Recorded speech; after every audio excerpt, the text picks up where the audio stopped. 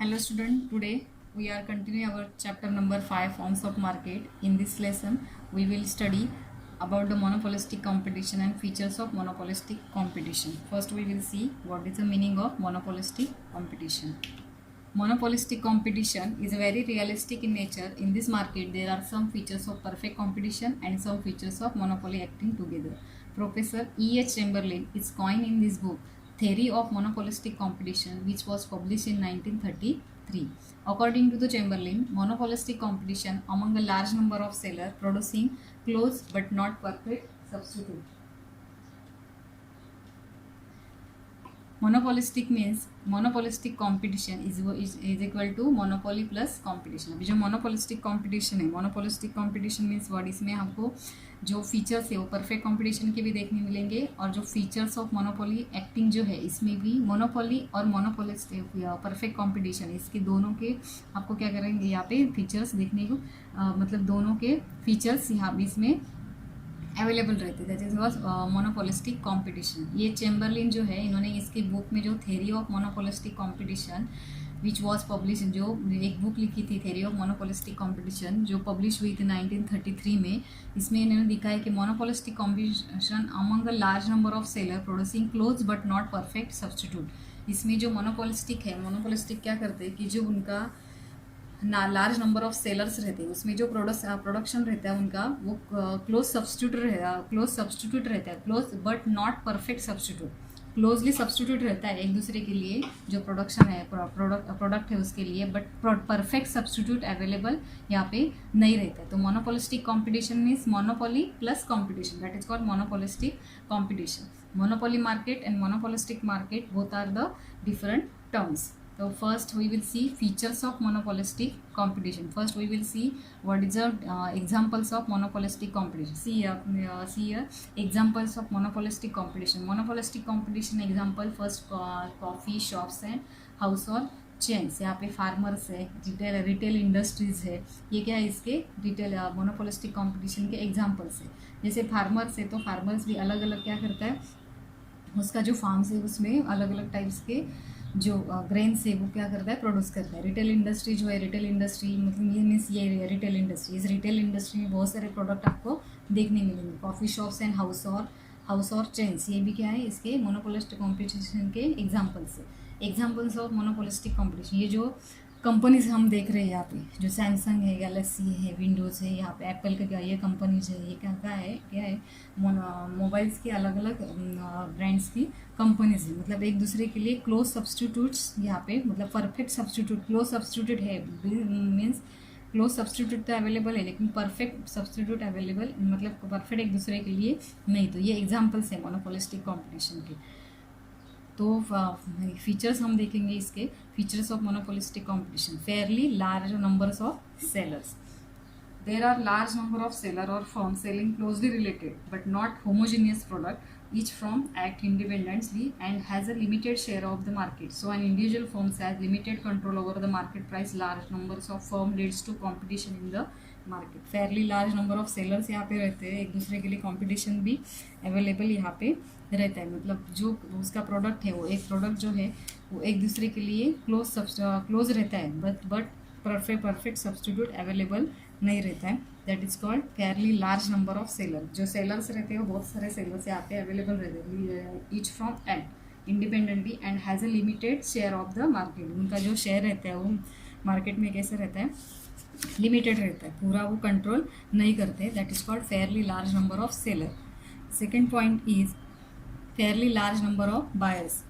वही same fairly large number of buyers. यहाँ पे जैसे लार्ज नंबर पे सेलर रहते हैं वैसे लार्ज नंबर पे बायर्स भी यहाँ पे अवेलेबल रहते हैं. Third point is a product डिफरेंटेशंस.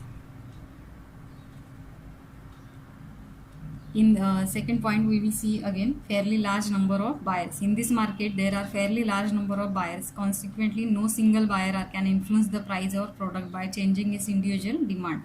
जो भी Fairlie large number of buyers है, बायर्स क्या करता है, अगर उसका डिमांड भी चेंज होता है तो किसी और जो प्रोडक्ट है, प्रोडक्ट का डिमांड है उसके ऊपर उसका उसका जो इन्फ्लुएंस है, वो इफेक्ट है, वो इफेक्ट होता नहीं, बिकॉज उसके लिए बहुत सारे क्लोज सब्सटीट्यूट अवेलेबल रहते हैं।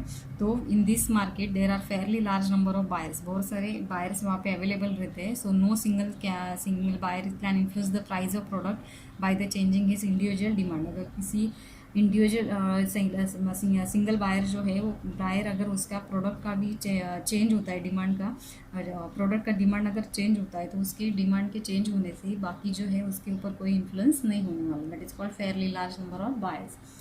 Third point is a product differentiations. Each firm is in the position to exercise some degrees of monopoly through product differentiation. Product differentiation on refers to differentiating the product on the basis of brand, size, color, shapes, etc. The product of a firm is a close but not perfect substitute of the other firm.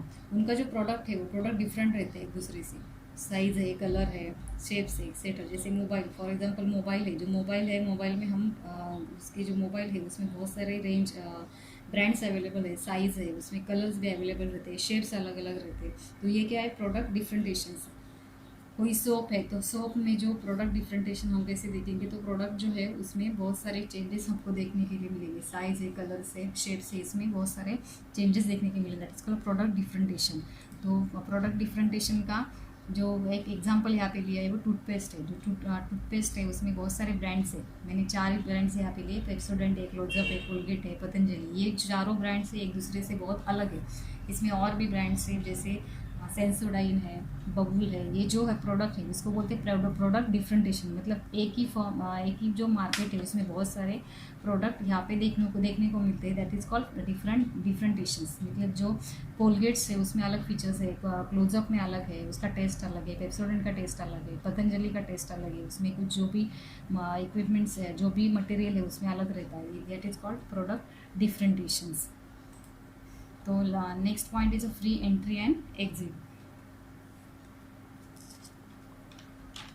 इसमें जो monopolistic competition है, monopolistic competition में, under monopolistic competition there is a freedom of entry and exit. That is new firms are free to enter the market if there is a product profit. Similarly they can leave the market if there find a difficult to survive. अगर उसको ऐसा लगता है कि यहाँ पे आके कोई भी फर्म जो है यहाँ पे इजीली एंट्री कर सकती है, एग्जिट भी कर सकती है, क्योंकि अगर जो फर्म को आने के बाद, कोई इंडस्ट्री आने वहाँ पे एंट्री करने के बाद अगर उसको प्रॉफिट हो रहा है तो वहाँ पे रह सकता है। लेकिन अगर उसको ऐसा लगता है कि यहाँ पे रह के कुछ फ़ायदा नहीं है, उसको लॉस हो रहा है, तो वहाँ से एग्जिट भी कर सकते हैं। That is called free entry and exit. Next point is a selling cost. Selling cost means under monopolistic competition market product are differentiated and this difference are made renowned to the buyers through selling cost। अभी जो यहाँ पे selling cost means ऐसी cost जहाँ पे जो advertisement करना पड़ता है, उसके ऊपर बहुत सारा मार्केटिंग करना पड़ता है। ऐसे जो मार्केटिंग और एडवर्टाइजिंग है, इसके ऊपर प्रमोशन के लिए बहुत सारा पैसा खर्चा होता है, मतलब बहुत सारा एक्सपेंस करना पड़ता है। That is all selling cost. Selling cost refers to the expenses incurred marketing, sale, promotion and advertising of the product. That is called selling cost. तो ये सेलिंग कॉस्ट भी करना पड़ता है। That is called selling cost. Next point is a close substitutes।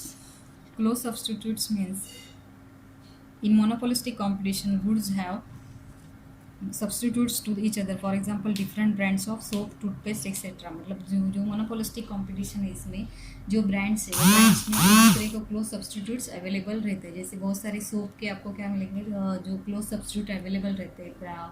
जो toothpaste है उसके जो भी क्लोज सब्सटीट्यूट्स अवेलेबल रहते हैं, मतलब बहुत सारे ब्रांड्स आपको देखने के लिए, बिस्किट्स की कंपनी है तो बिस्किट्स के बहुत सारे ब्रांड्स अवेलेबल रहते हैं। मतलब एक दूसरे को क्या है, क्लोज सब्सटीट्यूट्स अवेलेबल रहते हैं कंज्यूमर के लिए, जो बहुत सारे ऑप्शंस अवेलेबल रहते हैं। That is called close substitute. Next point is the concept of group.